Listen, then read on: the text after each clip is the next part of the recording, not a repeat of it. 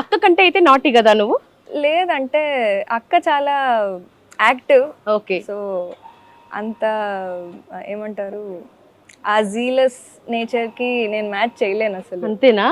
మీరు నన్ను చూసి ఏదో అనుకుంటున్నారు, మా గురువు గారి దగ్గర ఉండే స్టూడెంట్స్ అందరూ ఇంకా చాలా ఇమ్మెన్స్లీ టాలెంటెడ్. మంచి ప్లాట్ఫామ్ స్టేజ్ దొరకాలే కానీ యుల్ ఆల్ నో. ఓకే.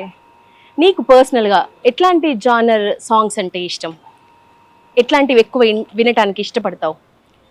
అంటే నాకు కొంచెం బీట్, మంచి బీట్ ఉన్న సాంగ్స్ అంటే ఇష్టం. అది ఏదైనా సరే. ఓకే. లైక్ ఒక రకంగా చెప్పాలంటే ఇప్పుడు కర్ణాటక సంగీతంలో నాకు ఖండచాపు కానీ, ఓకే, మిశ్ర చాపు కానీ, ఓకే, అలా తకిట తకధిమి తకిట తక అలా ఏదైనా. ఇప్పుడు పెప్పీ సాంగ్స్ లో కూడా మంచి షేక్ ఇట్ ఆఫ్ లాంటి పాటలు కానీ, లేదా మన ఫాస్ట్ బీట్ సాంగ్స్ ఇవన్నీ చాలా ఇష్టం. Okay okay. ఒక మంచి ఫాస్ట్ బీట్ సాంగ్ వేసుకోవా? కొంచెం నీరు కొంచెం నిప్పు ఉన్నాయి నా మేనిలోన, కొంచెం గరళం కొంచెం అమృతం ఉన్నాయి నా కళ్ళల్లోన.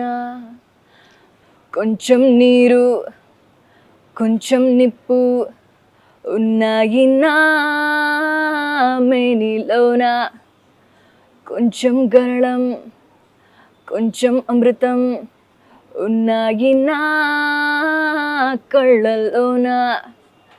కొంచెం నరకం కొంచెం స్వర్గం ఉన్నాయి నా గుండెల్లోన. చంద్రలేఖ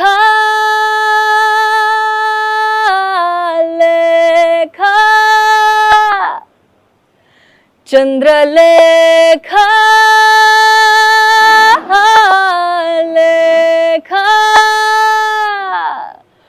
కొంచెం నరకం కొంచెం అమృతం ఉన్నాయి నా కళ్ళల్లోన.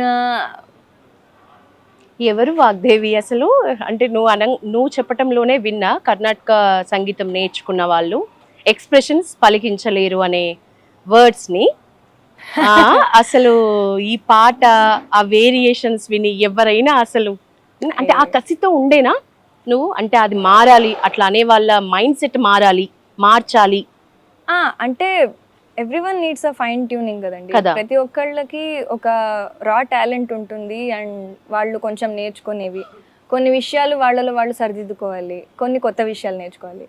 సో కేటగరైజ్ చేసే బదులు మీకు ఈ రా స్ట్రెంగ్త్ ఉంది, మీకు ఈ అడిషనల్ క్వాలిటీస్ కనుక వస్తే మీరు బాగా షైన్ అవ్వచ్చు మీరు ఉండే ఫీల్డ్లో అని చెప్పే విధానం. కానీ constructive criticism, right, blatant blunt truths కంటే అలా చెప్పడం మేలేమో అని. కన్స్ట్రక్ట్ అనగానే నాకు నువ్వు ఆర్కిటెక్చర్ అని గుర్తొచ్చింది. చదివి అయిపోయిందా? అయిపోయిందండి ఆర్కిటెక్చర్. ఇప్పుడు కంటిన్యూ అవుతుందా? లేదు, నేను ఫుల్ టైం మ్యూజిక్ పర్సూ చేస్తున్నాను. అందులో అయితే నాలెడ్జ్ ఉంది.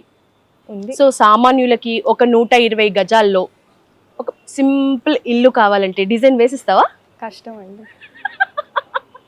ఓకే, అంటే మేబీ ఫ్రీ టైంలో నేను ఆట వేడుపుగా ఏమన్నా ప్రాక్టీస్ చేస్తూ కొంచెం చేస్తే చేయగలనేమో, కానీ అలా సడన్ గా ప్రెషర్ చేస్తే నేను కొంచెం కష్టం. జస్ట్ కిడ్డింగ్ అంతే. ఓకే, ఇందాక అన్నావు కదా ఇప్పుడు చెప్పే విధానంలో ఉంటుంది అని. నువ్వు పాడుతా తీయగ నుంచి ఇండియన్ ఐడల్ వచ్చేంత వరకు నీలో నువ్వు చూసుకున్న వేరియేషన్ ఏంటి? ఏం నేర్చుకున్నా అనిపించింది? Confidence and like fake it till you make it attitude. And ఒకటి ట్రై చేయాలంటే మనం భయపడతాం, అమ్మో దాంట్లో నేను విఫలమైతే అందరూ నన్ను చూసి ఎగతాళి చేస్తే నేను దాన్ని తట్టుకోగలనా అని. మేబీ తట్టుకోలేకపోవచ్చు, కానీ దాన్ని ఒకసారి ఫేస్ చేసేస్తే what lies beyond that embarrassment అన్న ఒక కుతూహలంతో అన్న you will take that risk.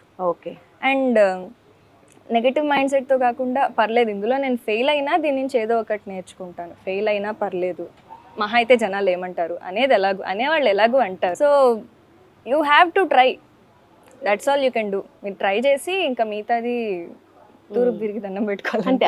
Super. ఈ మైండ్ సెట్ అంటే ఎక్కువ అమ్మ యాజ్ ఎ టీచర్గా అమ్మ కూడా వర్క్ చేస్తున్నారు, నాన్న ఎల్ఐసి అయినా కూడా ఎవరి ప్రభావం ఎక్కువ ఉంది నీ మైండ్ సెట్కి, నీ బిహేవియర్కి, నీ క్యారెక్టర్కి ఎవరిది ఎక్కువ ప్లస్ అయింది? అంటే మిమ్మల్ని చూస్తే వైవా సిస్టర్స్ ఇద్దరిని ఎంత చక్కగా కనిపిస్తారో ఓపెన్గా చెప్తున్న వాగ్దేవి, అసలు వీళ్ళ లైఫ్ స్టైల్ని చూసి ఎంతో మంది నేర్చుకోవాలి అని ఓపెన్గా ఆ ఫీల్ వచ్చేస్తుంది. ఎంత చూడడానికి ఎంత చక్కగా ఉంటారో, పాడటానికి అంత చక్కగా పాడతారు. మీ సింప్లిసిటీ ఇద్దరిని ఎవరు చూసినా ఏ తల్లిదండ్రులకైనా ఒక్కసారి అనిపిస్తుంది ఎంత అదృష్టం చేసుకున్నారు వాళ్ళ తల్లిదండ్రులు. ఇట్లా పెరగటం కూడా ఈ రోజుల్లో ఈ మారుతున్న తరాలు మారుతున్న కొద్దీ మారుతున్న ట్రెండ్స్ వీటిని అబ్జర్వ్ చేస్తే గనక మీలాంటి పిల్లలైతే అరుదు. సో ఎవరి ప్రభావం ఎక్కువ ఇంట్లో, నాన్నదా అమ్మదా? అంటే మోస్ట్లీ అమ్మదే అండి. అంటే నాన్న చాలా మంచి మంచి రీఇన్ఫోర్స్ చేయడం, మాకంటూ ఒక సెన్స్ ఆఫ్ సెల్ఫ్ డెవలప్ అవ్వడానికి నాన్న మాటలే కారణం, కానీ అమ్మ ఆచరణలో పెట్టి చూపించారు. వావ్. అండ్ సో మా నాన్నగారు చెప్పే ఎగ్జాంపుల్స్, ఆయన చెప్పే కథలు నీ నాన్నగారు చెప్పి మేము విని ఆచరణలో పెడితే మా అమ్మని చూస్తూ మేము అమ్మ ఉండే విధానాన్ని చూస్తూ, అంటే యాక్షన్ స్పీక్ లౌడర్ దాన్ వర్డ్స్ అంటారు కదా, వర్డ్స్ పార్ట్ మా నాన్నగారు చూసుకుంటే యాక్షన్స్ చూసుకున్నారు. సో అమ్మ ఉండే లైక్ పొరపాటున మేము అకారణంగా ఏదన్నా బలినన చంపుదాం అనుకుంటే భూతదయ ఉండాలి, అది నిన్నేం చేయలేదు కదా అని ఇలాంటివన్నీ అమ్మ చెప్పి పెంచారనమాట. అల్టిమేట్ గా చెప్పే వాళ్ళు చాలా మంది ఉంటారు ఇప్పుడు, లైక్ డాడ్. చాలా మంది తల్లిదండ్రులు అనే వాళ్ళు చెప్తూనే ఉంటారు. పాటించడం త్రూ యాక్షన్స్ చూపించడం మామ్ గ్రేట్నెస్ ఇక్కడ, నేను ఒప్పుకుంటా. నెక్స్ట్ నీ పాడుతా తీయగా దగ్గరికి వెళ్దాం. ఎట్లా అనిపించింది? ఇప్పుడు లెజెండ్ అయితే లేరు, నువ్వు అసలు తన ముందు సాంగ్ నీకు అప్పుడు అంత అవగాహన ఉండకపోవచ్చు, ఆ ఏజ్లో ఇంత లెజెండ్ ముందు నేను పాడుతున్నాను ఒక ఫీల్ నీకు ఫుల్ ఫ్లెడ్జ్గా ఉండకపోవచ్చు, కానీ ఇప్పుడు ఎట్లా అనిపిస్తుంది? నేను నిజంగా చాలా అదృష్టం కదా, నాకు నిజంగా లక్ అనే చెప్పాలి. ఎందుకంటే ఒక్కసారి కాదు 2 సార్లు అవకాశం ఇచ్చాడు దేవుడు నాకు ఆయన దగ్గర పాడే అవకాశం. సో అంటే అక్కడ నాకేం తెలియలేదు అలా అనడం కంటే నా ఫోకస్ వేరే దాని మీద ఉంది. ఓకే. అంటే మా అమ్మకి ఎస్పీబీ అంటే చాలా ఇష్టం, ప్రాణం. సో అమ్మకి ఎస్పీబీ గారు అంటే చాలా ఇష్టం. సో అమ్మ ఎక్కువ రోజులు ఆయన్ని చూడాలంటే నేను ఎక్కువ రోజులు ఉండాలి. సో అలా అనుకొని వెళ్ళి ఇంకా కాంపిటీషన్లో పడ్డాక ఒక మామూలు టీనేజర్ యాంగ్జియస్గా ఉంటారు కదా, సో ఆ యాంగ్జియస్ నేచర్ నాకు ఎక్కువైపోయింది.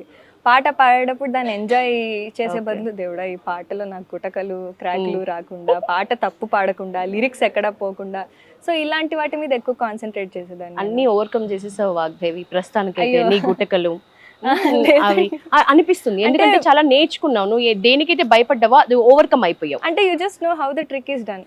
అంటే మనం ఇంకా ఒకదాన్ని సాల్వ్ చేయలేనప్పుడు మనం దానికి లూప్ హోల్స్ వెతుకుతాం. ఎగ్జాక్ట్లీ. సో నాకు నేను ఎలా చెప్పుకుంటా అంటే, ఓకే ఈ లైన్ మొత్తం పాడడానికి నీకు విడగొట్టి ఎక్కడైతే నువ్వు గుటకలు వేస్తావు అనుకుంటావో అక్కడ నువ్వు ఒక సెకండ్ బ్రేక్ తీసుకొని పాడితే మేబీ నువ్వు మేనేజ్ చేయొచ్చు. అప్పుడు పాడిన పాట